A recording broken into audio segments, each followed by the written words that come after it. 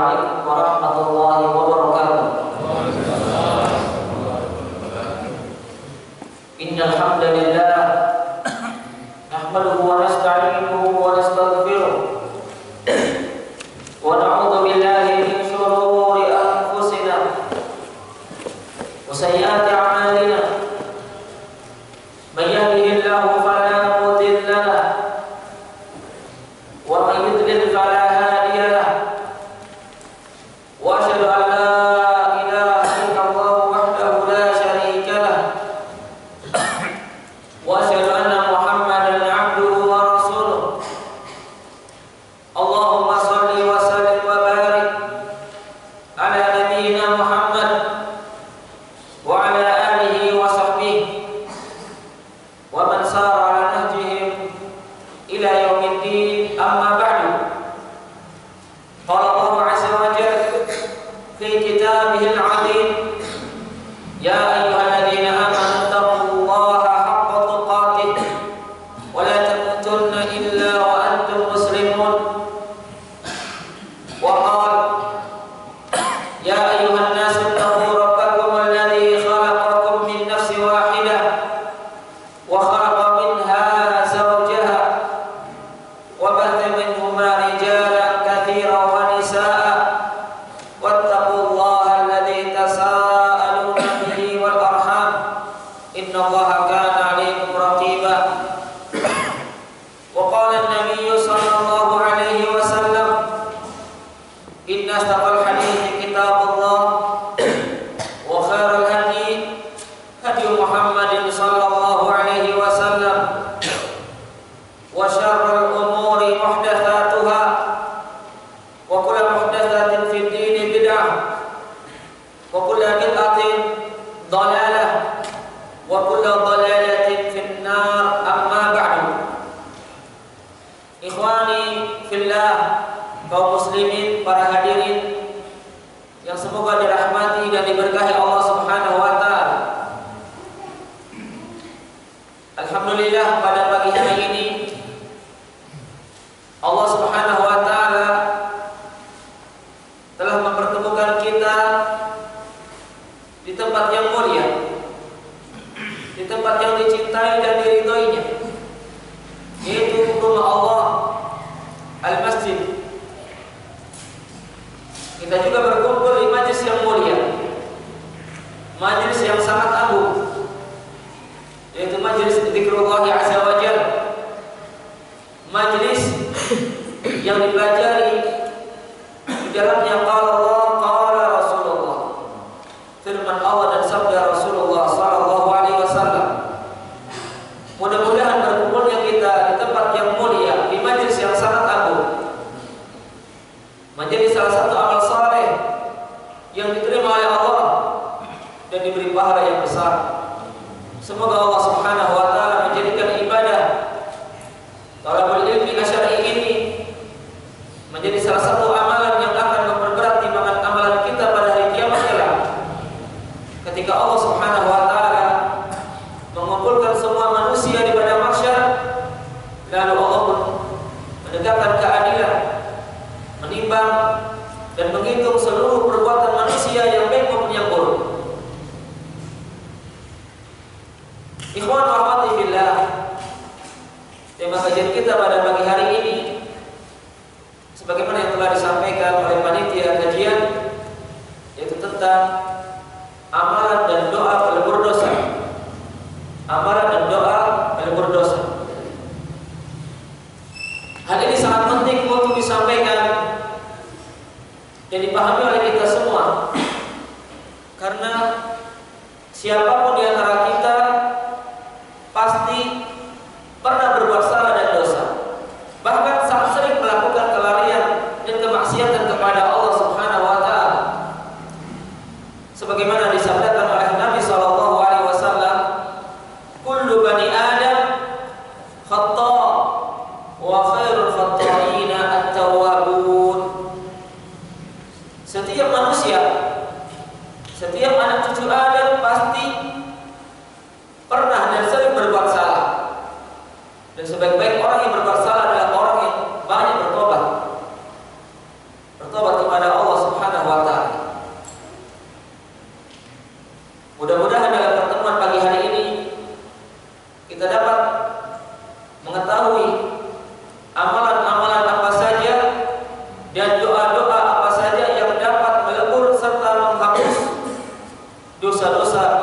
kita lakukan, baik itu dosa kecil maupun dosa besar. Ikhwan wa akhwati fillah, kaum muslimin, para hadirin yang semoga dirahmati dan diberkahi Allah Subhanahu wa taala. Jika kita melihat sejarah generasi terdahulu dari umat Islam, generasi terbaik dari umat Rasulullah SAW, yaitu para sahabat radhiyallahu anhum ajma'in. Mereka adalah generasi yang paling semangat dalam beribadah kepada Allah, generasi yang paling sungguh-sungguh dalam meraih pahala. Mereka adalah generasi yang sangat takut dari melakukan dosa dan maksiat kepada Allah, karena mereka hidup di zaman turunnya wahyu. Mereka menimba ilmu agama secara langsung dari mulut Nabi SAW, dibimbing dan dididik langsung oleh manusia terbaik, manusia yang paling bertakwa, manusia yang paling besar semangatnya dalam beribadah kepada Allah, yaitu Nabi kita Muhammad SAW. Maka muncullah generasi Rabbani, generasi yang merupakan sebaik-baik manusia, yaitu generasi sahabat Nabi SAW. Maka pantas Nabi pun memuji mereka dalam hadis yang sahih, khairun nas qarni, thumma alladhina yalunahum, thumma alladhina yalunahum. Sebaik-baik manusia adalah orang-orang yang hidup di zaman. Sebaik-baik manusia adalah generasiku, generasi sahabat Nabi. Kemudian orang-orang yang datang sesudah mereka, yaitu generasi tabi'in, murid-muridnya sahabat. Tsumma alladziina yalunahum, kemudian orang-orang yang datang setelah mereka, itu generasi atba'ut tabi'in, murid-muridnya tabi'in. Ini pujian dari Nabi kepada para sahabat. Demikian pula Allah Subhanahu wa taala telah memuji para sahabat bahwa mereka adalah generasi yang telah diridhoi oleh Allah. Dan Allah Subhanahu wa taala tidaklah ridha kepada suatu generasi melainkan karena mereka telah beragama dengan benar, memiliki akidah yang lurus dan ibadah yang sesuai dengan tuntunan Rasulullah SAW. Di dalam Al-Quran surat At-Taubah 100 Allah berfirman, "Was-sabiquna al-awwaluna minal muhajirin wal ansar walladzina tabauhum bi ihsan radhiyallahu anhum wa radu an wa a'adda lahum jannatin tajri min tahtiha al-anharu khalidina fiha dzalikal fawzul 'adzim." Orang-orang yang terdahulu dan pertama-tama memeluk agama Islam dari golongan muhajirin dan ansar. Di sini disebutkan dua golongan, yaitu muhajirin dan ansar, yang mana semuanya adalah para sahabat Nabi dan orang-orang yang mengikuti jejak mereka dengan baik dan benar. Siapa saja yang mengikuti jejak para sahabat muhajirin dan ansar dalam beragama dengan baik dan benar, ini pujian Allah kepada para sahabat dan pengikut sahabat. Apa balasan yang Allah berikan kepada mereka? Radhiyallahu anhum wa radu an. Allah ridha kepada mereka dan mereka juga ridha kepada Allah. Allah ridha kepada para sahabat dan pengikut sahabat dalam beragama. Ini menunjukkan bahwa agama mereka benar, akidah mereka lurus, ibadah mereka sesuai tuntunan Nabi, akhlak mereka mulia. Makanya Allah ridha kepada generasi sahabat Nabi dan pengikut sahabat dengan setia sampai hari kiamat. Allah berikan balasan kepada mereka berupa radhiyallahu anhum wa radu an. Allah ridha kepada mereka dan mereka juga ridha kepada Allah. Tidak ada satupun yang merasa putus asa atau protes dan tidak puas kepada Allah. Kenapa? Karena masing-masing dari mereka telah diberikan pahala yang besar oleh Allah, diberi kenikmatan yang sangat banyak.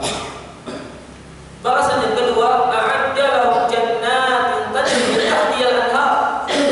Allah menyiapkan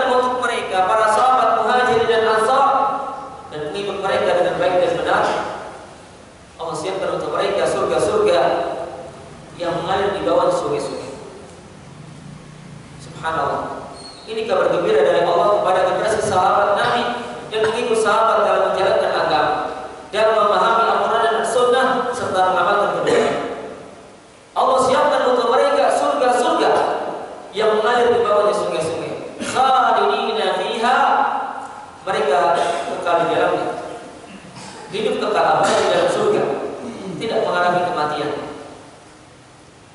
Dzalikal fawzul 'adzim, itulah kesuksesan yang besar, kemenangan yang agung. Ini pujian dari Allah kepada generasi sahabat. Tetapi bagaimana perasaan dan sikap mereka terhadap dosa-dosa yang pernah mereka lakukan? Mereka menuduh diri mereka banyak bergelimang dengan maksiat. Mereka merasa takut Allah Subhanahu wa taala tidak mengampuni dosa-dosa mereka. Padahal kalau kita membaca hadis-hadis Nabi yang sahih, kita dapati bahwa Nabi telah menjamin untuk sebagian mereka masuk surga. Seperti sabda Nabi SAW, Abu Bakar fil jannah, Umar fil jannah, Utsman fil jannah, Ali fil jannah, Zubair fil jannah, Talha fil jannah, Sa'd bin Abi Waqqas fil jannah, Abu Ubaidah bin Jarrah fil jannah, Sa'id bin Zaid fil jannah. Disebutkan oleh Nabi 10 sahabat, menyampaikan kabar gembira dan jaminan pasti bahwa mereka adalah calon penghuni surga. Tetapi kita lihat bagaimana perasaan Abu Bakar As-Siddiq. Beliau takut dengan perasaan takut yang sangat besar. Dirinya telah bergelimang dosa dan maksiat yang akan menjerumuskannya ke dalam kebinasaan, ke dalam azab Allah Subhanahu wa taala. Sampai-sampai beliau mengatakan sambil memegang lidahnya, beliau mengatakan, hadzal ladzi awradani al-mawarid. Benda inilah, anggota badan inilah yang menjerumuskanku ke dalam dosa-dosa dan kebinasaan. Ini Abu Bakar menuduh dirinya banyak berbuat kelalaian dan maksiat kepada Allah. Beliau juga pernah mengatakan, ibku fa illam tabku fatabakau. Menangislah kalian kalau tidak bisa menangis karena hatinya keras, tertutup dengan noda-noda hitam dosa dan maksiat. Maka kata Abu Bakar, ibku fa illam tabku fatabakau. Menangislah kalian atas kelalaian kalian, atas dosa-dosa yang kalian lakukan.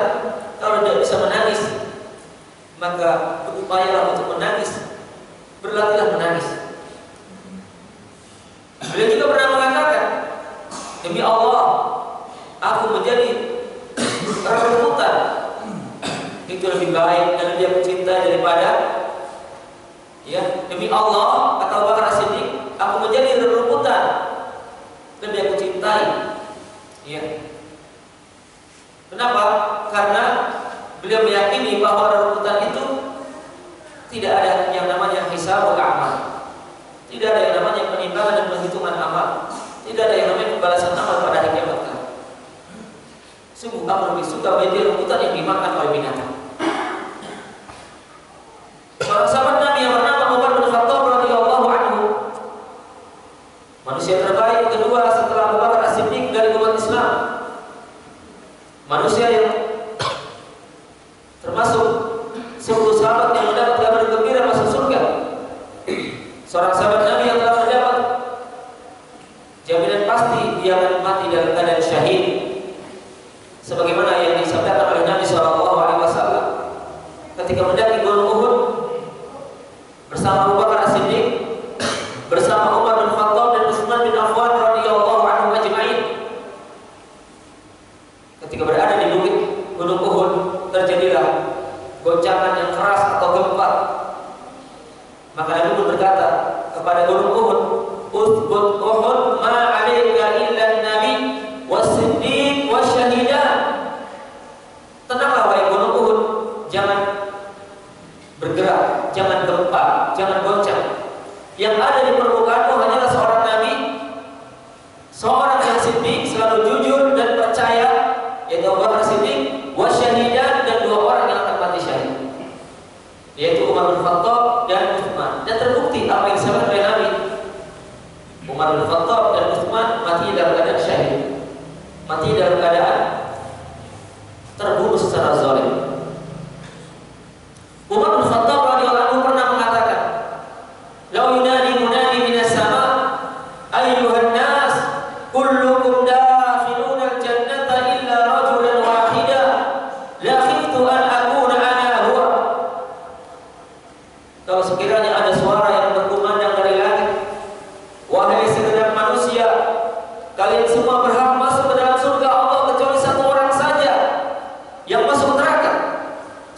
aku khawatir satu orang itu dia adalah aku. Subhanallah. Dia menuduh dirinya banyak dosa dan maksiat. Dia menganggap dirinya banyak berbuat kelalaian. Dia merasa khawatir dosa-dosa yang dilakukannya tidak ada satupun yang diampuni oleh Allah, sehingga ia pun masuk ke dalam neraka dan dilarang masuk surga. Utsman bin Affan radhiyallahu anhu, manusia terbaik dari umat Islam yang ketiga setelah Abu Bakar As-Siddiq dan Umar bin Khattab, termasuk sahabat yang mendapat kabar gembira masuk surga, dan ia mati dalam keadaan syahid. Utsman bin Affan adalah menantu Nabi sallallahu alaihi wasallam yang telah dinikahkan dengan dua putri Nabi sallallahu alaihi wasallam.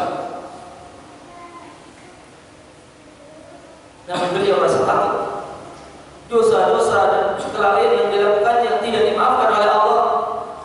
Dia khawatir akan menjadi penghuni neraka.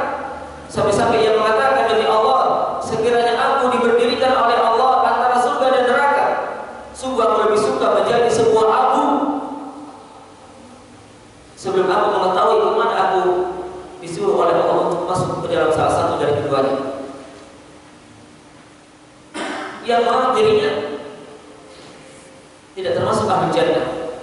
Dia khawatir akan dijerumuskan oleh Allah ke dalam neraka. Padahal Nabi sudah memberikan kabar gembira bahwa Utsman fil jannah, Utsman masuk surga. Betapa banyak dan betapa besar jasa dan kebaikan Utsman bin Affan untuk Nabi dan untuk umat Islam di masa-masa kaum muslimin mengalami krisis ekonomi. Besar sekali Utsman yang membeli sumur yang dinamakan Birrul Rumah untuk kepentingan kaum muslimin dari seorang Yahudi ketika mengalami kekeringan yang berkepanjangan. Utsman yang telah menyiapkan kendaraan dan perbekalan dalam jihad melawan kaum musyrikin. Seorang sahabat Nabi yang bernama Abu Hurairah radhiyallahu anhu, seorang sahabat yang paling banyak meriwayatkan hadis dari Nabi, seorang sahabat yang sejak memeluk agama Islam sampai wafatnya Nabi sallallahu alaihi wasallam, dihabiskan umurnya, dihabiskan waktunya untuk selalu berdampingan dan menyertai Nabi sallallahu alaihi wasallam, beribadah bersama Nabi, berjihad bersama Nabi, berzikir bersama Nabi. Namun menjelang wafatnya, ketika ia mengalami sakit kritis yang mengantarkan kepada kematiannya, Abu Hurairah radhiyallahu anhu dijenguk oleh keluarga dan kerabatnya, dijenguk oleh teman-teman dekatnya. Lalu mereka mendapati Abu Hurairah dalam keadaan menangis. Maka mereka bertanya kepada Abu Hurairah radhiyallahu anhu, "Wahai Abu Hurairah, gerangan apa yang menyebabkanmu menangis? Ada apa dengan dirimu? Bukankah engkau termasuk salah seorang sahabat Nabi yang banyak menghabiskan waktu bersama Nabi? Engkau telah banyak beribadah bersama Nabi, berzikir, berjihad, menunaikan haji dan umrah bersama Nabi, rajin menghadiri majelis ta'lim Nabi sallallahu alaihi wasallam." Apa jawaban Abu Hurairah radhiyallahu anhu? "Demi Allah, aku ini menangis bukan karena takut dan sedih akan berpisah dengan dunia dan kemegahannya. Aku juga menangis bukan karena sedih akan berpisah dengan keluarga tercinta, kerabat dan teman dekat. Karena memang orang-orang mukmin yang istiqomah di atas iman tidak akan mendapatkan kesedihan dan ketakutan menjelang wafatnya. Rasa takut dan rasa sedih diganti oleh Allah dengan rasa aman, tenang dan bahagia. Ini keadaan orang mukmin yang istiqomah di atas iman menjelang wafat. Tetapi apa yang membuat Abu Hurairah menangis? Kata beliau, "Aku ini menangis karena aku akan melakukan perjalanan dan jauh ke negeri akhirat menghadap Allah, sementara bekal amalku sangat sedikit amal dan merasa dirinya banyak dosa." Subhanallah. Ini perasaan generasi sahabat Nabi, generasi terbaik dari umat Islam, generasi yang telah berjuang dan berkorban dengan jiwa, raga dan harta mereka demi menyebarkan dakwah Islam, membela Nabi. Banyak di antara mereka yang harus berpisah dari keluarga dan kampung halaman. Banyak di antara mereka yang harus meninggalkan harta benda demi mencintai Nabi dan dini Islam. Maka dari itu, kewajiban kita adalah meneladani generasi sahabat. Allah Subhanahu wa taala yang menyuruh kita untuk mengikuti jejak mereka sebagai jaminan untuk selamat dan bahagia dunia dan akhirat. Sebab orang-orang yang tidak mengikuti jejak para sahabat, maka mereka terancam di dunia dengan terjerumus ke dalam penyimpangan dan kesesatan. Orang-orang yang tidak mengikuti jejak para sahabat dalam memahami dan mengamalkan Islam, dia terancam di akhirat akan terjerumus ke dalam api neraka. Allah berfirman dalam surat An-Nisa ayat 115, "Wa may yushaqiqir rasul min ba'di ma tabayyana lahul huda wa yattabi' ghayra sabilil mu'minina nuwallihi ma tawalla wa nuslihi jahannam wa sa'at masira." Barang siapa yang menyelisihi Rasul, menentang ajaran Nabi, sudah jelas baginya al-haq, sudah jelas baginya petunjuk dan hidayah. Wa yattabi' ghayra sabilil mu'minin, dan dia mengikuti selain jalannya kaum mukminin. Kaum mukminin di sini ditafsirkan oleh Syekhul Islam Ibnu Taimiyah dan oleh Al-Imam Ibnu Qayyim Al-Jauziyah rahimahullah, bahwa kaum mukminin maksudnya para sahabat Nabi, karena mereka adalah generasi yang pertama beriman kepada Allah dan Rasul ketika ayat ini turun. Di muka bumi waktu itu tidak ada seorang pun yang beriman kepada Allah, kepada hari kiamat, kepada Nabi Muhammad, kecuali para sahabat. Makanya makna firman Allah dalam ayat 115 surat An-Nisa, barang siapa yang menentang ajaran Rasul setelah jelas baginya petunjuk dan dia mengikuti selain jejak dan pemahaman kaum mukminin dan para sahabat, maka kata Allah, kami palingkan kemana ia berpaling. Disesatkan oleh Allah di dunia, tidak berada di atas hidayah. Kemudian bagaimana nasib dan tempat kembalinya di akhirat? Kata Allah, wa nuslihi jahannam, kami masukkan orang tersebut ke dalam neraka jahanam. Orang-orang yang menyelisih petunjuk Nabi dan tidak mengikuti jejak dan pemahaman para sahabat dalam beragama, dalam memahami Al-Quran dan As-Sunnah, maka kami masukkan dia ke dalam neraka jahanam, wa sa'at masira, dan jahanam adalah seburuk-buruk tempat. Ikhwan wa akhwati fillah, kaum muslimin, para hadirin yang semoga dirahmati dan diberkahi Allah Subhanahu wa taala. Kembali kepada tema kajian kita tentang amalan dan doa bila berdosa. Pelajaran ini akan kita sampaikan dalam dua pembahasan. Pembahasan pertama tentang bahaya dan pengaruh buruk dosa dan maksiat di dunia dan akhirat. Bahaya dan pengaruh buruk dosa dan maksiat di dunia dan akhirat. Pembahasan kedua tentang amalan, beberapa amalan dan doa dalam berdosa. Ada pembahasan pertama yaitu tentang bahaya dan pengaruh buruk dosa dan maksiat di dunia dan akhirat. Yang pertama,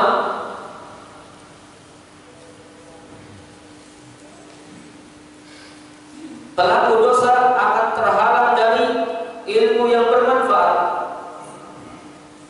Pelaku dosa akan terhalang dari mendapatkan ilmu yang bermanfaat. Dan ini merupakan bahaya yang besar ketika hidup di dunia dalam keadaan tidak mendapatkan ilmu yang bermanfaat. Ilmu yang bersumber dari Al-Quranul Karim dan hadis-hadis Nabi yang sallallahu alaihi wasallam yang sahih, dengan pemahaman yang benar, dengan penafsiran yang lurus. Kenapa orang yang berbuat maksiat dan berbuat dosa diharapkan oleh Allah dari mendapatkan ilmu yang bermanfaat? Karena ilmu syar'i fungsinya adalah sebagai cahaya Allah di muka bumi.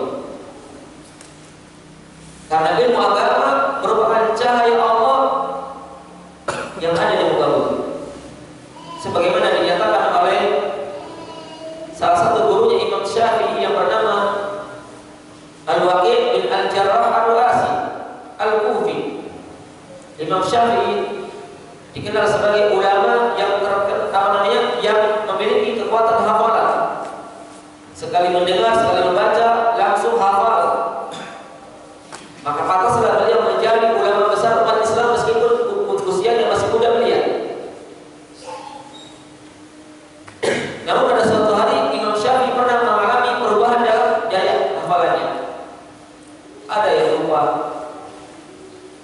Maka beliau pun mendatangi gurunya yang bernama Waqi' bin Al-Jarrah Ar-Ru'asi Al-Kufi. Ingin meminta nasihat dan bimbingan tentang gurunya hafalan beliau. Dan ini yang didapatkan oleh orang-orang yang bisa menghafal ayat Al-Quran, menghafal hadis, menghafal faedah-faedah ilmiah. Berbeda kalau kita nggak pernah hafal, tiap hari maksiat pun nggak tahu apa sih, ya kan nggak punya hafalan, ya kan? Ada pun orang-orang yang rajin menghafal maka dia akan merasakan perubahan ketika berbuat maksiat. Jangankan 30 juz A saja kadang lali dan lalai. Kalau maksiat betul-betul nyata pengaruhnya. Dan Imam Syafi'i merasakan demikian. Makanya beliau mendatangi gurunya untuk bertanya dan minta nasihat serta bimbingan. Beliau mengatakan dalam sebuah bait syair, "Syakautu ila Waqi' su'a hifdhi, fa arsyadani ila tarkil ma'asi wa qala i'lam bi anna al-ilma nurun wa nurullahi la yubtali 'asi." Imam Syafi'i rahimahullah berkata, "Aku pernah mengadukan tentang buruknya hafalanku kepada guruku yang bernama Waqi' bin Jarrah Ar-Ru'asi Al-Kufi. Lalu beliau memberikan bimbingan dan nasihat kepadaku agar aku meninggalkan dosa dan maksiat.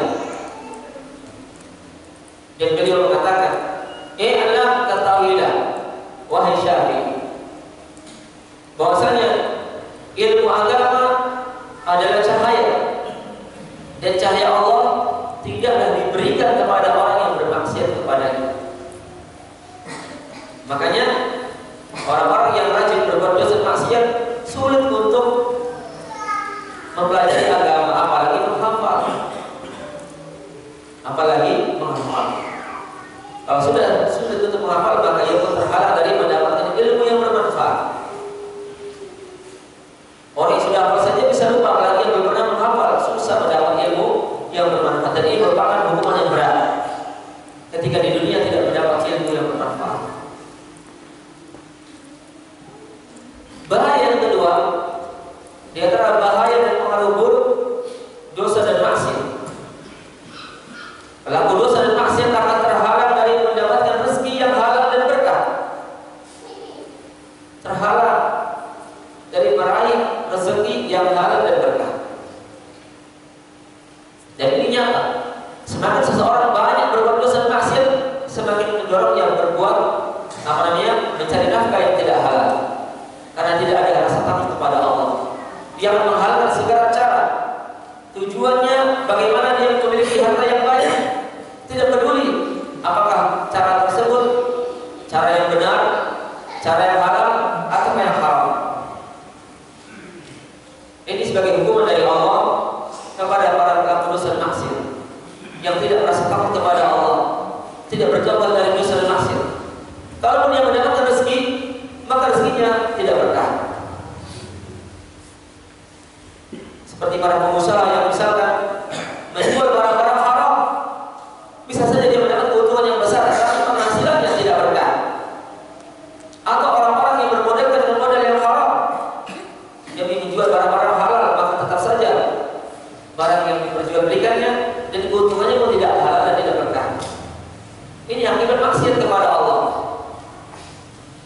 Hal ini berdasarkan sabda Nabi SAW di dalam hadis riwayat Imam Ahmad dalam kitab Al-Musnad, "Innal 'abda la yuhramu rizqa bi dhanbin yaksibuhu." Sesungguhnya seorang hamba akan terhalang atau dihalangi oleh Allah dari mendapatkan rezeki yang halal dan berkah disebabkan dosa yang diperbuatnya. Semakin semangat melakukan dosa dan maksiat, semakin dipersempit rezekinya oleh Allah. Karena memang Allah Subhanahu wa taala akan memberikan kelapangan rezeki kepada orang-orang yang bertakwa kepadanya. Allah akan memberikan rezeki yang halal dan berkah kepada orang-orang yang selalu taat kepadanya. Allah berfirman dalam Al-Qur'an, "Wa may yattaqillaha yaj'al lahu makhraja wa yarzuqhu min haitsu la yahtasib." Barang siapa yang bertakwa kepada Allah, Allah akan memberikan kepada jalan keluar dari segala problem, jalan keluar dari segala kesulitan di dunia dan akhirat. Wa yarzuqhu min haitsu la yahtasib. Dan Allah akan memberinya rezeki dari arah yang tidak disangka-sangka. Ini buah dari ketakwaan kepada Allah Subhanahu wa taala, menjalankan perintahnya dan menjauhi larangannya. Ada orang-orang yang suka berbuat dosa dan maksiat, maka seringkali mereka mendapatkan jalan buntu, susah mendapatkan jalan keluar, tidak mendapatkan solusi dari berbagai problemnya, problem usaha, problem rumah tangga, problem di tengah masyarakat, tidak mendapatkan jalan keluar. Demikian pula mungkin di jalan dakwah, ketika seorang menjuru dakwah bermaksiat kepada Allah, maka dia akan menghadapi berbagai kesulitan, susah mendapatkan orang-orang yang menerima dakwahnya. Kalau dia tidak bertakwa kepada Allah dalam menjalankan kewajiban dakwah. Kemudian bahaya dan pengaruh buruk dosa dan maksiat yang ketiga, pelaku dosa dan maksiat akan dihinakan oleh Allah kalau ia tidak bertobat. Pelaku dosa dan maksiat akan dihinakan dan direndahkan oleh Allah jika ia tidak bertobat kepadanya. Naudzubillah, bagaimana seorang hamba akan hidup bahagia? Bagaimana seorang hamba akan hidup terhormat jika Allah telah merendahkan dan menghinakannya? Dihinakan oleh Allah di dunia, dihinakan oleh Allah di akhirat. Orang-orang pun dijadikan oleh Allah tidak hormat kepadanya. Tidak ada yang memuliakannya. Kenapa? Karena Allah mengatakan dalam Al-Quran, "Wa may yuhinillahu fama lahu min mukrim." Barang siapa yang telah dihinakan oleh Allah, barang siapa yang telah direndahkan oleh Allah karena dosa dan maksiatnya, maka tidak ada seorang pun yang akan menghormatinya. Tidak akan ada siapapun yang memuliakannya, baik itu malaikat maupun manusia atau binatang. Karena Allah mengatakan, ya, sebagaimana dikabarkan oleh Nabi SAW di dalam hadis, "Idza abghadallahu 'abdan nada Jibril." Jika Allah telah membenci seorang hamba, maka Allah memanggil malaikat Jibril. Faqala, "Ya Jibril, inni ubghidu fulanan fa'abghidhu." Wahai Jibril, aku telah membenci hambaku yang bernama si fulan, maka bencilah dia. Fayubghidhu Jibril. Maka malaikat Jibril pun membencinya. Taat kepada Allah, mengikuti perintah Allah, membenci hamba tersebut yang telah dibenci oleh Allah karena dia rajin berbuat dosa dan maksiat. Fanada Jibril ahlas sama, "Inna Allah yubghidu fulanan fa'abghidhuhu." Kata Jibril kepada malaikat penghuni langit, sesungguhnya Allah telah membenci hamba-Nya bernama si fulan, maka bencilah kalian kepadanya. Fayubghidhuhu ahlas sama. Maka para malaikat penghuni langit benci kepada hamba tersebut. Kemudian kata Nabi, lalu Allah jadikan manusia yang ada di muka bumi benci kepada orang tersebut, sehingga tidak ada yang menghormati dan memuliakannya. Kalaupun ada orang yang menghormati secara kasat mata atau secara zahir, maka itu hanyalah basa-basi dan pura-pura. Kenapa? Bisa jadi orang tersebut menghormati pelaku dosa maksiat karena takut dengan kekejaman dan kezalimannya.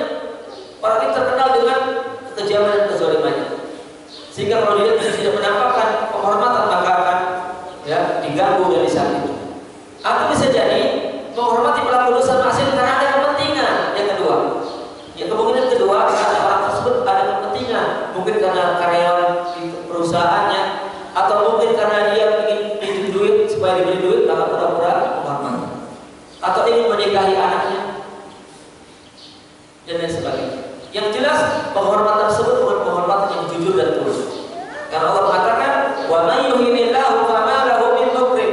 Barang siapa yang telah dihinakan oleh Allah, maka tidak akan ada orang yang memuliakannya, apalagi di akhirat, di alam kubur dan di hari kiamat. Kemudian bahaya dan pengaruh buruk dosa maksiat akan menyebabkan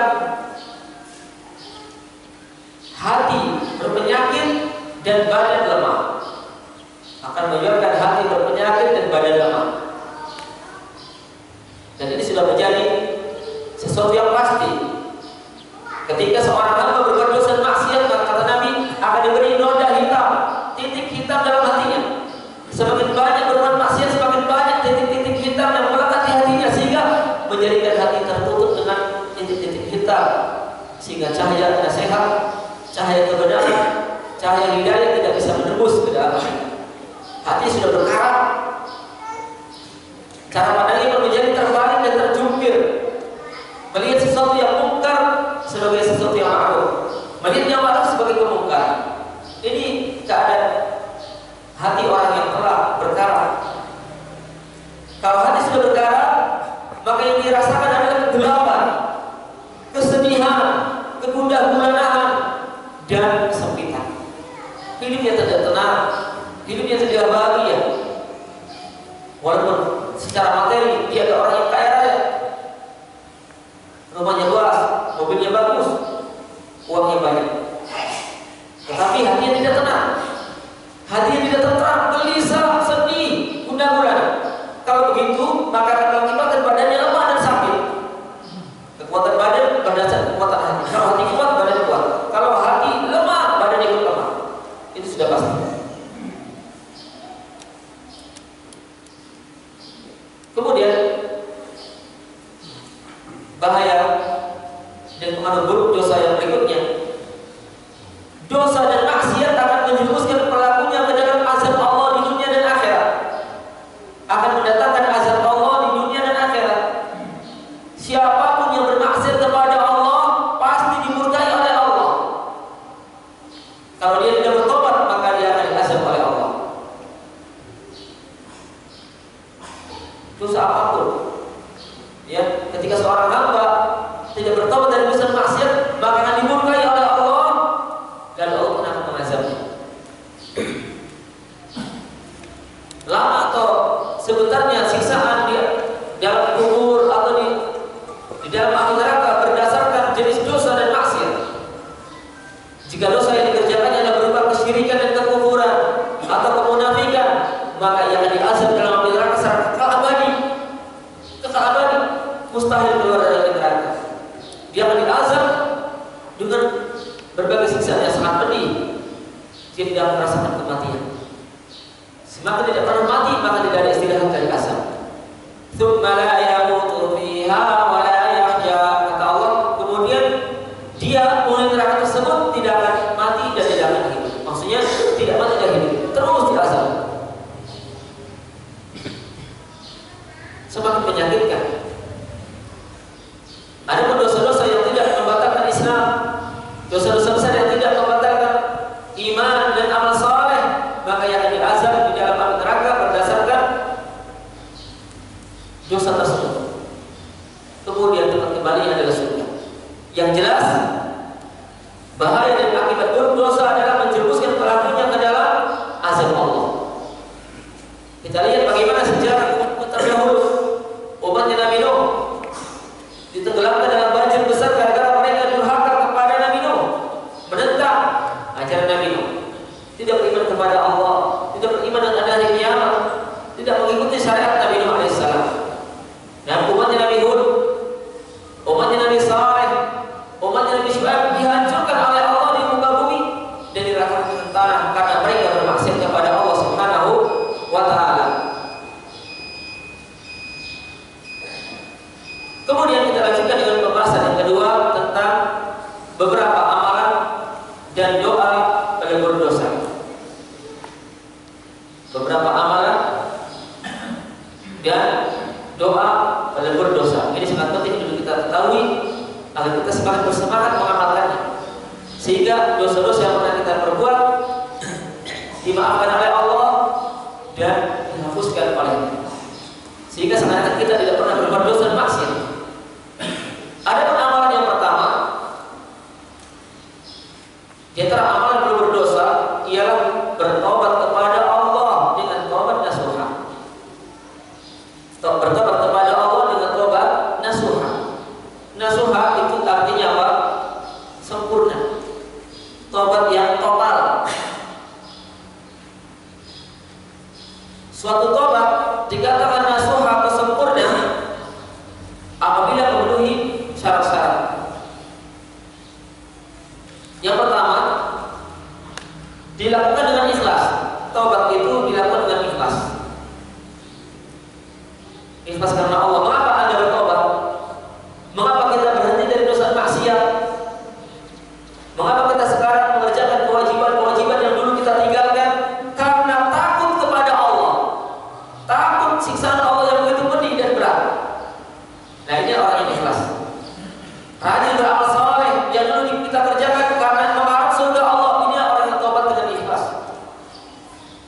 Jadi tobatnya bukan karena diancam oleh calon mertua. Kalau kamu tidak tobat, ya ceraikan istrinya. Atau kamu kepada ancaman orang tua, kalau kamu tidak berhenti dari mabuk, dari judi, maka ayah dan ibu tidak memberinya nafkah. Nah, maka ini bukan orang yang ikhlas. Orang yang ikhlas dalam bertobat, meninggalkan dosa dan maksiat, mengerjakan kewajiban-kewajiban karena ia takut kepada Allah, takut dosa, takut azab api neraka, takut siksa kubur, takut mati dalam keadaan su'ul khatimah, akan hidup yang buruk. Dan kalau dikerjakan dengan ikhlas, maka tobatnya sah dan diterima oleh Allah. Karena ibadah apapun tidak mungkin diterima oleh Allah kecuali jika dikerjakan dengan ikhlas karena Allah. Syarat yang kedua agar tobat menjadi sempurna dan melebur segala dosa sebanyak apapun, sebesar apapun, dihadapkan dengan tobat nasuha.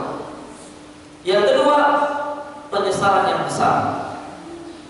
Ini syarat kedua, penyesalan yang besar atas dosa dan maksiat yang pernah dikerjakannya. Hatinya menyesal. Dulu meninggalkan sholat, dulu tidak puasa Ramadan, dulu pernah mabuk, judi, zina, berinteraksi dengan riba, dulu pernah mengganggu orang lain. Sekarang dia menyesal. Penyesalan yang sungguh-sungguh. Dan penyesalan adalah taubat. Kata Nabi, an-nadamu taubat. Menyesal atas dosa maksiat adalah taubat. Syarat yang ketiga, al-azmu ala adamil audah, bertekad kuat tidak mengulangi kembali dosa dan maksiatnya.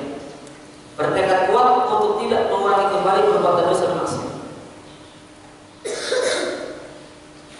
Tidak setengah-setengah. Syarat yang keempat, berhenti total dengan meninggalkan segala dosa dan maksiat. Kalau dulu mungkin mabuknya ya satu malam 3 botol, maka sekarang tinggalkan 3 botol minuman keras, jangan saya tobat, sekarang tinggal 1 botol. Nah, ini tidak total tobat. Dulu 1 hari 1 gepok rokok, sekarang cuma 3 batang. Wah, itu juga belum tobat. Harus tinggalkan semuanya. Gak ada segala. Bisa separuh batang saya gimana? Ya, menjelang tidur. Gak bisa. Ini contoh misalnya. Kalau dulu interaksi dengan riba, ya nilainya puluhan juta, ratus juta, sekarang tinggalkan semuanya walaupun hanya Rp1.000, walaupun ribanya hanya Rp500. Total tinggalkan interaksi apapun yang bernama riba. Ini syaratnya agar tobat menjadi sempurna. Kemudian syarat yang kelima, mengerjakan tobat pada waktunya. Bertobat pada waktu diterimanya tobat. Kapan waktunya? Pada saat matahari, ketika matahari belum terbit dari sebelah barat. Sebelum matahari terbit dari sebelah barat, atau waktunya sebelum nyawa sampai di tenggorokan. Sebelum nyawa sampai di tenggorokan maksudnya sebelum mengalami sakaratul maut. Kalau dalam proses penjemputan nyawa, ketika detik terakhir penjemputan nyawa sakaratul maut, maka pintu tobat sudah ditutup rapat oleh Allah. Tobat menjadi sia-sia, percuma, tidak diterima oleh Allah. Kemudian syarat yang keenam, di antara syarat tobat nasuha, istiqamah di atas, ya, istiqamah dalam menjalankan kebaikan dan menjauhi dosa dan maksiat. Istiqamah dalam melaksanakan kebaikan dan menjauhi dosa dan maksiat. Apa istiqamah? Continue. Semakin memperbagus kualitas Islam, meningkatkan kualitas iman dan takwa dengan mengerjakan kebaikan-kebaikan dan meninggalkan dosa dan maksiat. Kemudian syarat yang ketujuh, mengembalikan hak-hak orang lain. Jika dia pernah berbuat dosa berupa kezaliman kepada orang, pernah mengambil harta orang, pernah menipu, ya, pernah berhutang dan belum dikembalikan, maka segera kembalikan. Sebelum datang hari kiamat, di mana pada hari itu tidak lagi bermanfaat harta benda. Karena tidak cukup dengan minta ampun pada Allah, dia cukup istighfar. jika dosa itu berkaitan dengan kezaliman terhadap manusia, harus dikembalikan. Kemudian dalil yang menyebutkan bahwa taubat nasuha merupakan pelipur segala dosa adalah firman Allah dalam surat At-Tahrim ayat ke-8, bahwa taubat pelipur segala dosa. Ya ayyuhalladzina amanu tubu ila Allahi taubatan nasuha asa rabbukum an yukaffira ankum sayyi'atikum wa yudkhilakum jannatin tajri min tahtihal anhar.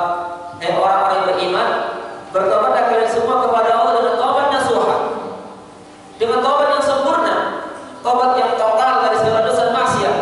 Mudah-mudahan Rabb kalian mengampuni dosa-dosa kalian, ya, dan memasukkan kalian ke dalam surga-surga yang lain di bawahnya sungai-sungai. Dalil yang kedua dari hadis bahwa taubat nasuha melebur segala dosa, sebesar apapun dan sebanyak apapun dosa itu, maka dihapus oleh Allah dengan taubat nasuha yang memenuhi syarat-syarat tadi.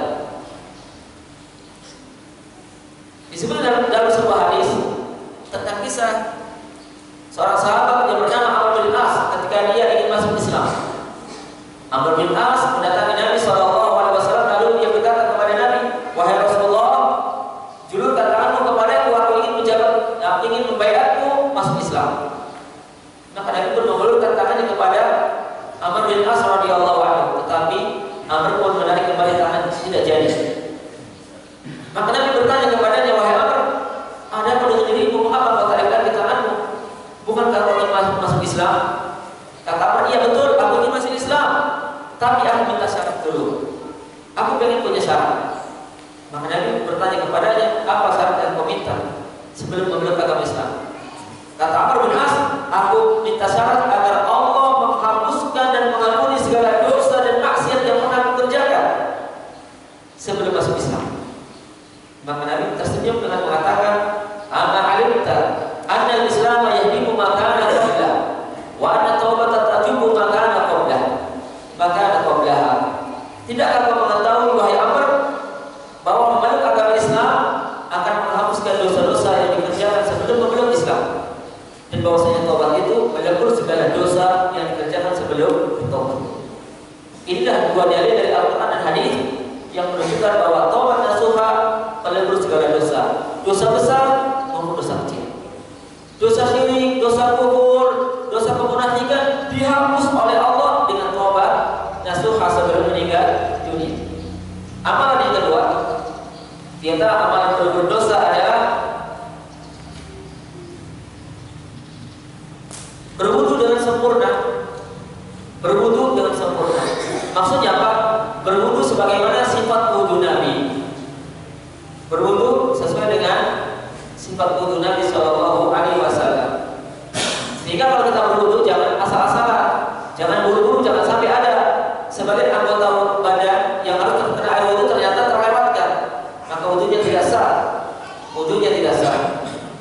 Ya, makanya agar ibadah wudu itu bermanfaat dan belum berdosa, dan kita berwudu dengan ikhlas mengikuti sifat wudunya Nabi Shallallahu Alaihi Wasallam. Dari yang menunjukkan bahwa berwudu dengan sempurna sebagaimana wudu Nabi dapat belum berdosa, ialah sabda Nabi Shallallahu Alaihi Wasallam, man tawaddoa fa ahsana al-wudu'a kharajat khatayahu min jasadihi hatta takhruja min tahti atharihi. Rawahu Muslim.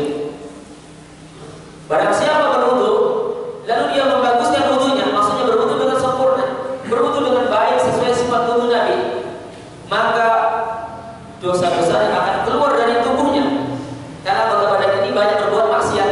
Mata kita, telinga kita, mulut kita, tangan kita, kaki kita, hati kita penuh dengan dosa maksiat. Maka dengan berwudu, maka dosa-dosa itu akan keluar dari tubuh seseorang yang berwudu, sampai dosa itu keluar dari bawah, ya, salah-salah kukunya, bersama dengan menetesnya bekas berwudu. Hadis ini sahih riwayat Imam Muslim. Kemudian amalan yang berikutnya, di antara amalan pelebur dosa adalah berzikir setelah sholat fardu. Berzikir setelah selesai sholat fardu yang 5 waktu dalam sehari semalam.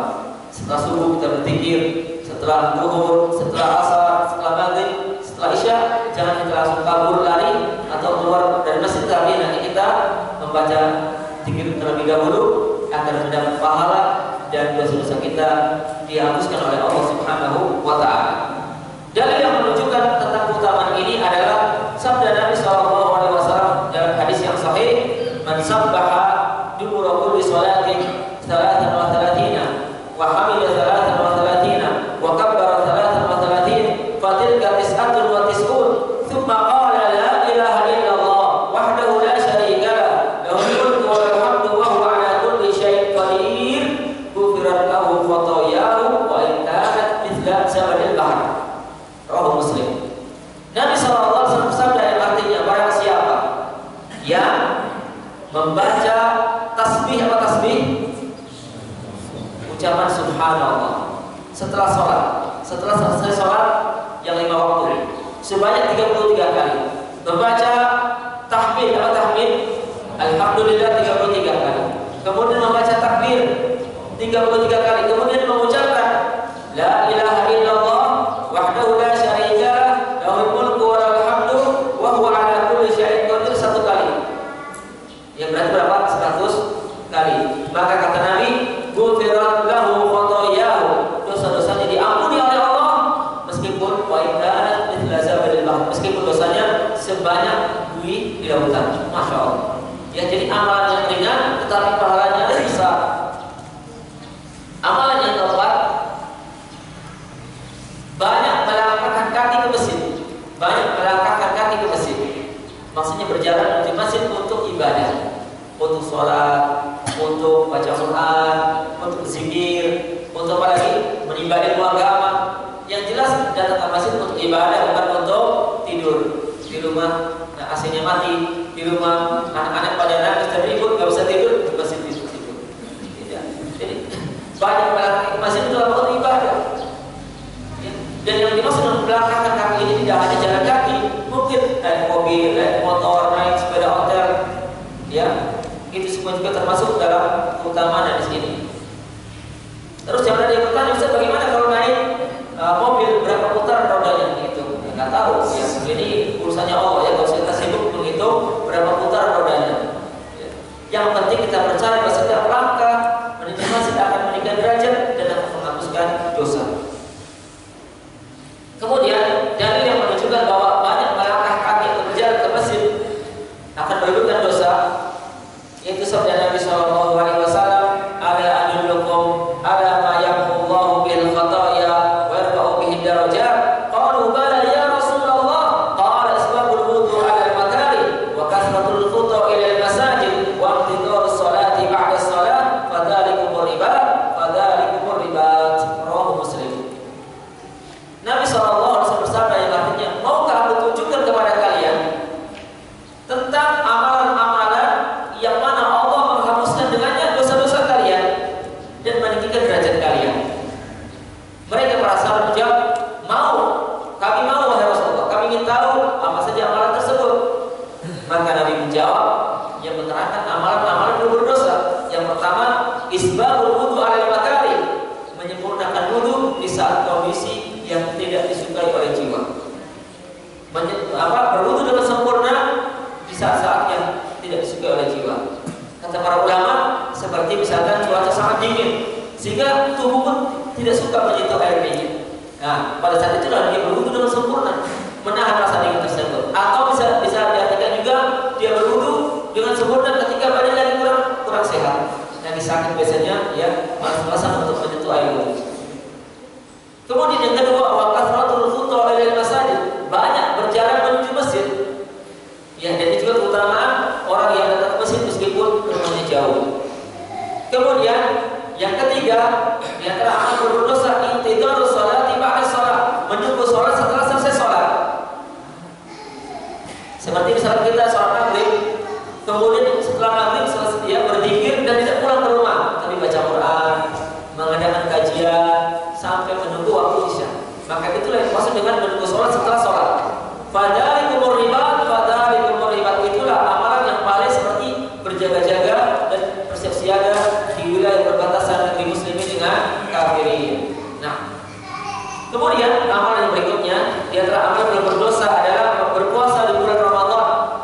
Puasa Ramadan dengan penuh keimanan. Dan kita sebentar lagi insya Allah kurang lebih sebulan lebih sedikit akan menghadap atau menjumpai bulan suci Ramadan, bulan yang penuh berkah. Mudah-mudahan Allah Subhanahu wa taala memberikan umur yang panjang kepada kita semua dan diberikan kesehatan, kesempatan untuk beribadah kepada yang lebih baik dan benar dengan ikhlas dan sesuai dengan tuntunan Rasulullah SAW.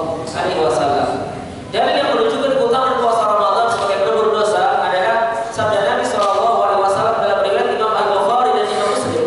Man shoma Ramadhana imanan wa ihtisaban, ghufira lahu ma taqaddama min dhanbi. Barang siapa berpuasa di bulan Ramadan, imanan wa ihtisaban, dia berpuasa karena meyakini wajibnya puasa Ramadan. Wa ihtisaban, dan karena berharap pahala dari Allah dengan puasa tersebut, maka dosa-dosanya yang telah lalu diampuni oleh Allah Subhanahu. Jadi utama puasa Ramadan. Di samping berpuasa Ramadan merupakan sebab masuk surga. Amalan berikutnya adalah beribadah dengan ikhlas pada malam Lailatul Qadar. Beribadah dengan ikhlas pada malam Lailatul Qadar. Ketika terjadi Lailatul Qadar pada 10 hari terakhir bulan Ramadan, dia dalam keadaan tidak tidur, tapi dalam keadaan melek, begadang, bertakarub kepada Allah dengan qiyamul lail, dengan qiraatul Quran, dengan zikir, dengan sedekah, dengan i'tikaf, dengan menimba ilmu. Yang jelas menghidupkan Lailatul Qadar dengan ibadah, ya, yang dikerjakan dengan ikhlas dan sesuai dengan tuntunan Nabi SAW. Amalan berikutnya adalah mengerjakan sholat taubat 2 rakaat setelah berbuat dosa. Mengerjakan sholat taubat 2 rakaat. Ini ada tuntunannya. Ya, ada sunnahnya dari Nabi SAW, yaitu 2 rakaat setelah berbuat dosa dan maksiat. Dalilnya adalah sabda Nabi SAW dalam riwayat Imam At-Tirmidzi, "Ma min 'abdin yudnibu dzamban fa yusinu tahura thumma yaqumu fa yusalli rak'ataini thumma yastaghfirullaha illa ghufira lahu." Tidaklah seorang hamba berbuat dosa, tidaklah seorang hamba berbuat dosa apapun, kemudian ia berwudu dengan baik dan sempurna, kemudian ia mengerjakan sholat 2 rakaat dan dinamakan sholat taubat. Setelah itu dia minta ampun kepada Allah, melainkan Allah akan mengampuni dosa. Jadi jumlah rakaatnya 2 rakaat, ya, dia berwudu terlebih dahulu, kemudian sholat rakaat, kemudian minta ampun. Nah, kemudian amalan berikutnya di antara amalan pelebur dosa adalah mengerjakan kebaikan setelah berbuat dosa, mengerjakan amal-amal kebaikan setelah berbuat dosa. Misalkan dia sadar baru saja berbuat ghibah, habis memuji temannya atau tetangganya, dia sadar menyesal, maka ya segera berbuat baik dengan istighfar, dengan sedekah, dengan membaca Al-Quran, dengan menimba ilmu, dengan menyantuni yatim dan fakir miskin. Intinya adalah mengikuti amal buruk dengan kebaikan. Hal ini sebagaimana sabda Nabi SAW di dalam hadis riwayat Imam Ahmad dan Imam Hakim yang merupakan wasiat Nabi kepada sahabat Mu'adz bin Jabal radhiyallahu anhu, "Ittaqillaha haitsu ma kunta wa atqini sayyi'atal hasanata tamhuha wa khaliqin nasa bi khuluqin hasan." Bertakwalah engkau kepada Allah dimanapun engkau berada. Ikutilah amal keburukan dengan kebaikan yang akan meleburnya, yang akan menghapuskan keburukan tersebut. Ini perintah Nabi. Ikutilah amal keburukan dengan mengerjakan kebaikan yang akan menghapuskan itu. Dan pergauli manusia dengan muamalah yang baik. Pergauli masyarakat dengan muamalah yang baik. Hadis ini sangat jelas menunjukkan bahwa amal soleh, kebaikan-kebaikan dapat menghapuskan kesalahan-kesalahan. Sebagaimana firman Allah dalam surat Hud, "Innal hasanat yudhibna sayyi'at." Sesungguhnya amal-amal kebaikan akan menghilangkan dan menghapuskan dosa-dosa. Kemudian amalan berikutnya di antara amalan pelebur dosa, menunaikan ibadah haji dan umrah, melaksanakan ibadah haji dan umrah.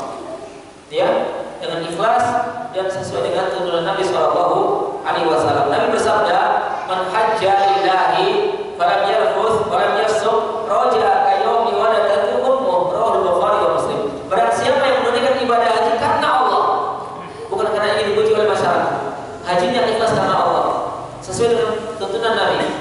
Falam yarfuth walam yafsuq, dan dia ketika haji tidak berkata jorok, tidak melakukan kekejian atau kemungkaran, maka ia kembali ke rumahnya seperti pada hari ia dilahirkan oleh ibunya, seperti bayi bersila. Masya Allah. Dan itulah disebut dengan haji mabrur, yang balasannya adalah surga. Nabi bersabda, "Al-hajjul mabrur laisa lahu jazaa'un illa jannah." Haji yang mabrur tidak ada balasan kecuali masuk surga. Nabi juga menjelaskan tentang keutamaan umrah. Al-umratu ila al-umrati kafaratun lima bainahuma. Ibadah umrah hingga umrah berikutnya berfaedah atau berfungsi sebagai pelebur dosa yang dikerjakan di antara kedua umrah tersebut. Kemudian amalan berikutnya adalah rajin mengerjakan sholat fardu yang 5 waktu. Subuh, zuhur, asar, maghrib, isya. Rajin mengerjakan sholat 5 waktu. Ini akan menghapuskan dosa-dosa yang dikerjakan di antara sholat-sholat tersebut. Nabi bersabda dalam hadis, "As-salawatul khamsu mukaffiratun lima bainahunna." Salat yang 5 waktu dalam sehari semalam akan melebur dosa-dosa yang dikerjakan di antara waktu-waktu salat tersebut. Nah, kemudian amalan berikutnya adalah bersedekah. Sedekah adalah ibadah pelebur dosa. Sebagaimana sabda Nabi Shallallahu Alaihi Wasallam dalam hadis riwayat Imam At-Tirmidzi, "As-sadaqatu tudkhilul khati'ata kama yudkhilul ma'u an-nar." Bersedekah itu baik sedekah yang wajib atau sedekah yang sunnah, yang termasuk zakat atau infak, akan memadamkan dosa sebagaimana air memadamkan api. Masya Allah. Dan sedekah itu sebagaimana yang telah digambarkan oleh Nabi, faedah dan manfaatnya sangat banyak bagi pelaku di dunia dan akhirat. Di antaranya bisa menyembuhkan orang sakit. Bersedekah bisa menyembuhkan orang sakit. Ini cara pengobatan syar'i.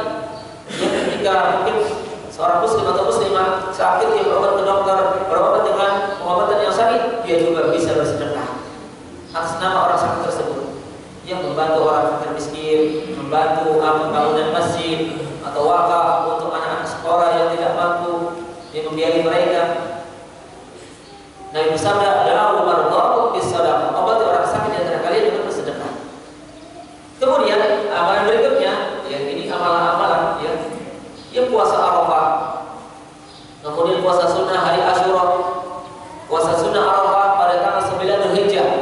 Ketika Nabi ditanya oleh sebagian sahabat, apa keutamanya? Kata Nabi, juga kerusakan al-madiyah wal baqiyah. Ya, puasa hari Arafah itu akan menghapuskan dosa setahun yang lalu dan setahun yang akan datang. Jadi 2 tahun puasa di 1 hari tapi pahala besar. Sedangkan puasa Muharram, 10 Muharram atau hari Asyura akan menggugurkan dosa-dosa setahun yang lalu. Kemudian amalan berikutnya yaitu berdoa. Ya, kita sekarang akan menyebutkan doa-doa pelebur dosa. Membaca doa Subhanallah wa bihamdi 100 kali dalam setiap hari. Membaca doa Subhanallahi wa bihamdi 100 kali dalam setiap hari. Itu dalam pelebur dosa-dosa. Apa dalilnya? Yaitu sabda Nabi Shallallahu Alaihi Wasallam, "Qala Subhanallah wa bihamdi fi yaumin mi'ata marrah huttat khatayahu wa in kanat mithla zabadil bahri." Barang siapa yang mengucapkan Subhanallah wa bihamdi 100 kali dalam sehari, maka dosa-dosanya akan diampuni oleh Allah meskipun sebanyak buih di lautan. Itu minimal 100. Kalau kita baca lebih dari itu, maka tentu akan lebih besar pahalanya. Ya, silakan kita baca kapan saja, habis subuh sampai menjelang tidur. Tidak usah kita hitung-hitung, ya. Terus subhanallah, saat kita sedang naik mobil, nyetir, tidak usah ya dengerin musik, mendingan ya menyibukkan diri kita dengan ucapan tasbih. Subhanallah, jangan ngomel-ngomel sendiri ya, atau berlutut sendiri, ya mendingan bertasbih. Karena dia bukan dari ini, dari yang mana ini? Ya, masih dapat ya. Al-Fajr menuju tempat kerja sudah lebih dari 100 kali dia bertasbih.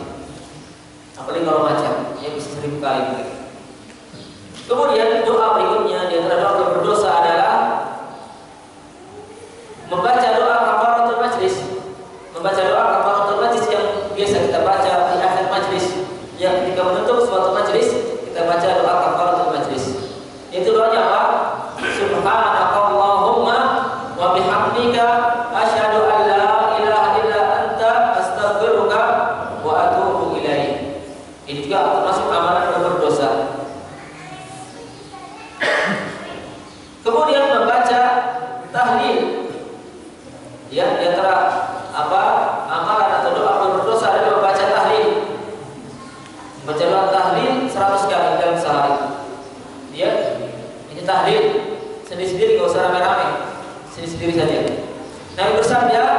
Maka la ilaha illallah wahdahu la syarika lah, lahul mulku wa lahul hamdu wa huwa ala kulli syai'in qadir fi yawmin mi'ata marrah kanat ihda asyara riqabin wa kutibat lahu mi'atu hasanatin wa muhiyat anhu mi'atu sayyi'atin rawahul Bukhari wa Muslim. Barang siapa yang mengucapkan la ilaha illallah wahdahu la syarika lah, lahul mulku wa lahul hamdu wa huwa ala kulli syai'in qadir 100 kali dalam setiap hari, maka dia mendapat pahala seperti pahala memerdekakan 10 budak. Dicatat baginya 100 pahala dan dihapuskan darinya 100 dosa. Masya Allah. Ya, bagi orang yang rajin mengucapkan tahlil kapan saja waktunya, ya. Kemudian di antara doa berdosa adalah bersolawat kepada Nabi Sallallahu Alaihi Wasallam, membaca solawat kepada Nabi kapan saja, ya. Yang penting kita membaca solawat sebagaimana solawat yang diajarkan oleh Nabi. Allahumma sholli ala nabiyyina Muhammad, atau dengan mengucapkan sallallahu alaihi wasallam, atau dengan membaca salawat Ibrahimiyah. Salawat yang syar'i ialah membaca salawat Ibrahimiyah. Allahumma sholli ala Muhammad wa ala ali Muhammad kama shallaita ala Ibrahim wa ala ali Ibrahim innaka Hamidum Majid. Wa barik ala Muhammad wa ala ali Muhammad kama barakta ala Ibrahim wa ala ali Ibrahim innaka Hamidum Majid. Demikianlah pelajaran yang dapat kita sampaikan pada pertemuan pagi hari ini tentang beberapa amalan dan doa berdosa, ya. Berarti tidak ada lagi amal yang lain, tapi karena memang ya waktunya sudah melebihi batas yang telah ditentukan panitia 5 menit atau 60 menit, dan kita sudah lebih dari itu.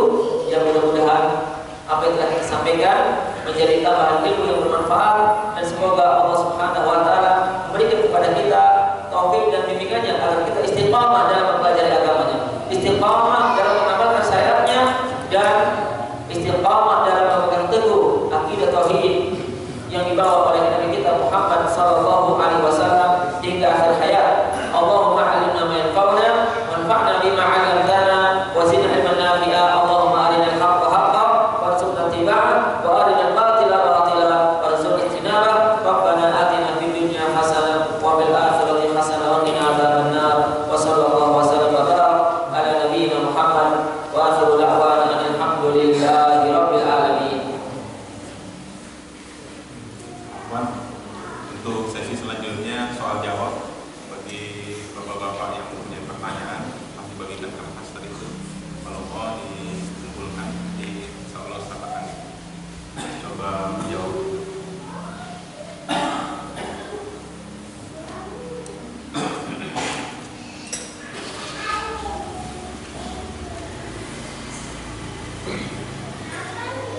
Assalamualaikum warahmatullahi wabarakatuh.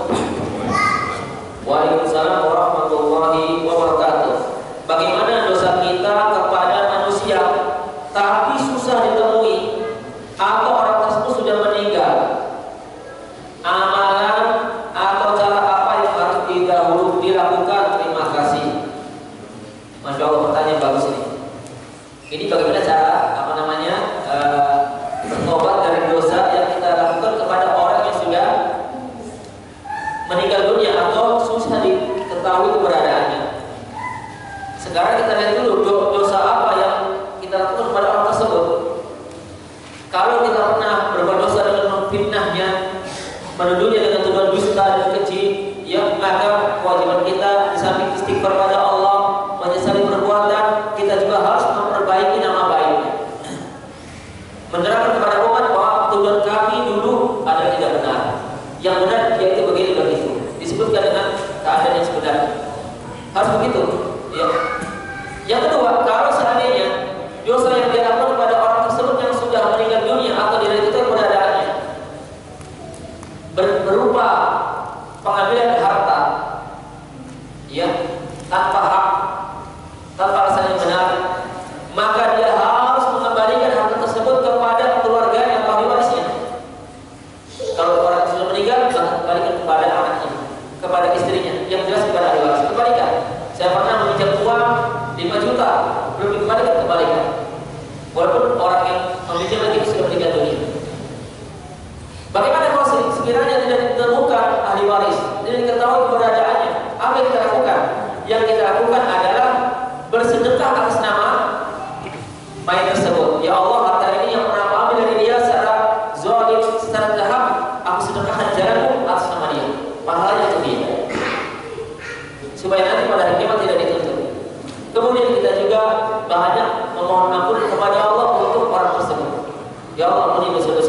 ya Allah, ya terimalah amal-amal saleh. Ini cara bertobat dari dosa yang kita lakukan kepada orang yang sudah meninggal dunia. Kemudian pertanyaan berikutnya, ya.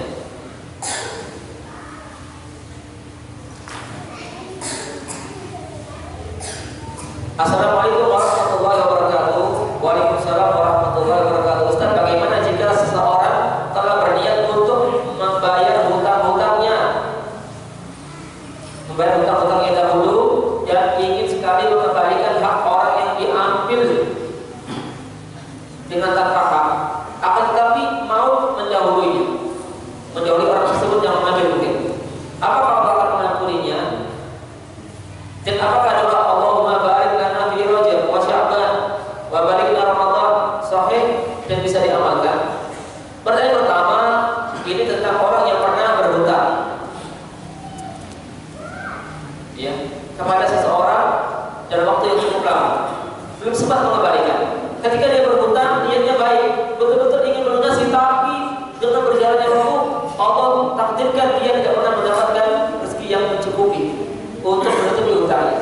Jangan itu mengembalikan hutang untuk kebutuhan sehari-hari saja tidak pernah mencukupi. Tetapi hatinya betul-betul jujur dan tulus bahwa dia ingin sekali melunasi hutangnya, ingin mengembalikan hak itu kepada pemiliknya. Ternyata Allah takdirkan sebelum sempat melunasi dan mengembalikan hutang, dia sudah mati.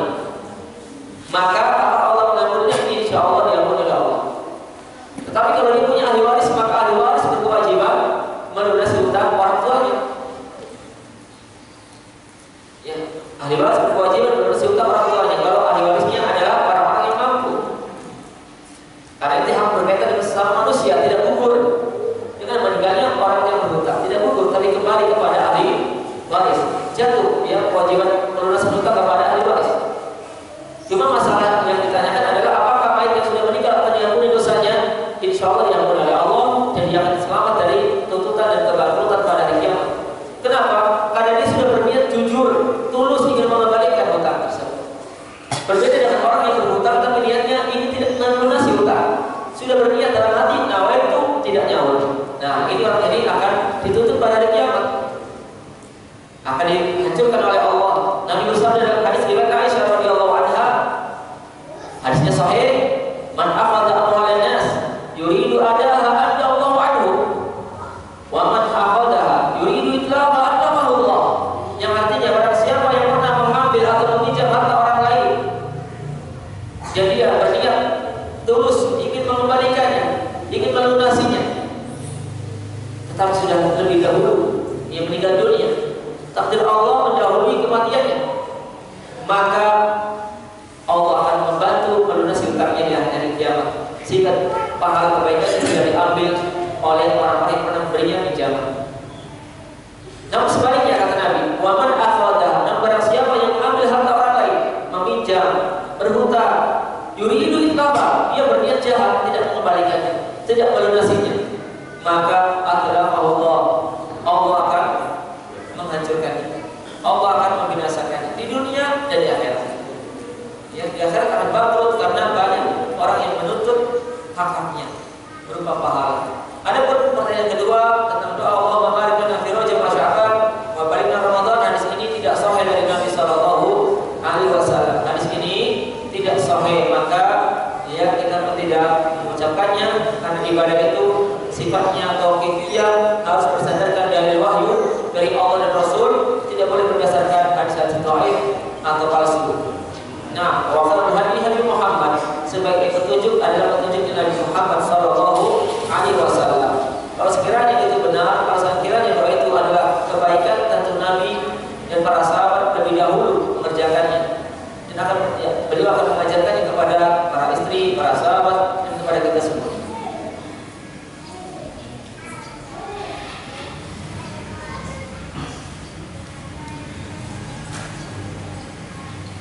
Ini pertanyaan banyak, tapi waktunya kayaknya tidak cukup, ya. Jadi mungkin sebagian saja saya pilih yang berkaitan dengan tema kita.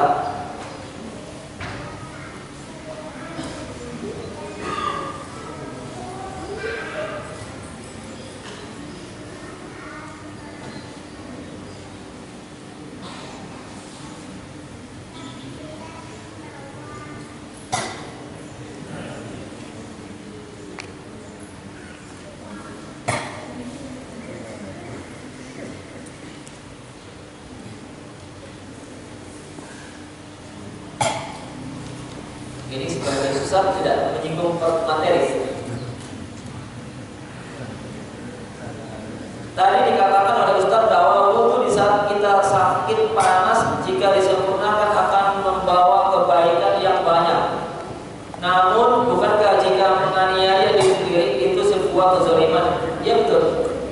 Yang dimaksud dalam keterangan tadi isbabul wudhu ala makari, menyempurnakan wudhu dalam kondisi-kondisi yang tidak disukai oleh jiwa selama masih dalam batas kemampuan.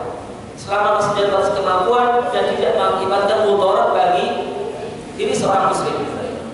Selagi tidak menimbulkan mudarat, maka wudhulah dengan sempurna. Cuaca dingin, ya kita ini badan malas, dinginnya yang hangat. Kalau ada hangat, alhamdulillah. Kalau ada, kita tetap wudhu dengan air tersebut. Ya, walaupun jiwa kita tidak suka, ya, sampai merasa bertulang-tulang. Kemudian bagaimana dengan kondisi sakit? Sakit yang tidak mengakibatkan wudhunya membuat sakit itu semakin parah. Ya, ada pun sakit yang memang menurut tim medis bahwa ya ini untuk sementara tidak terkena air dulu. Kalau terkena air maka sakitnya semakin parah atau tertunda semuanya. Maka jika dokter itu terpercaya dan amanah dan memberikan keterangan, maka ikuti. Karena Islam betul-betul menjaga kesehatan seorang muslim. Islam betul-betul perhatikan bagaimana seorang muslim mencegah dan menghindari mudarat yang lebih besar. Dan Islam juga memperhatikan bagaimana memberikan rukhsah kepada orang-orang yang sedang sakit dan tidak bisa menggunakan air, maka diberi jalan keluar oleh Nabi untuk bertayamum. Bertayamum sebagai ganti wudu. Inilah kemudahan Islam. Nah, ada pun orang sakit biasa, ya badan lagi, ya pegel-pegel, tentu saja bisa wudu. Nah, wallahu a'lam bishawab.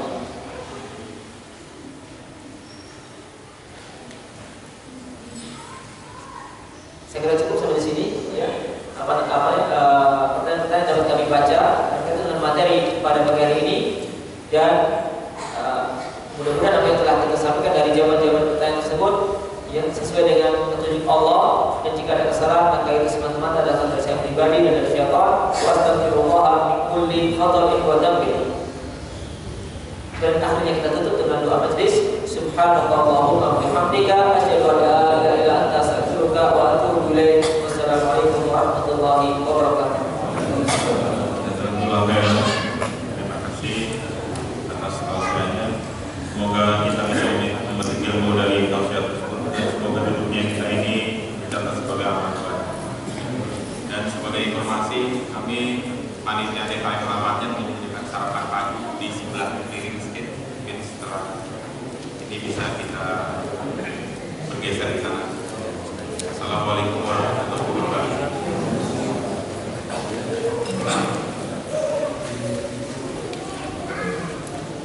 Gimana caranya ini?